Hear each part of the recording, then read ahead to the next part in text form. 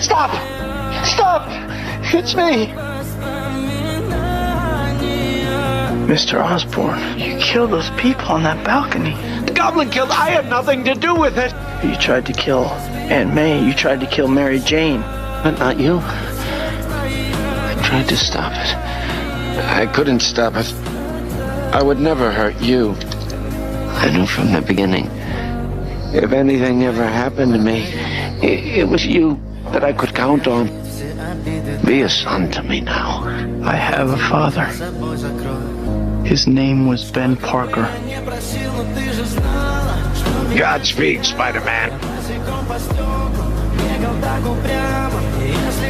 Oh. Don't tell Harry.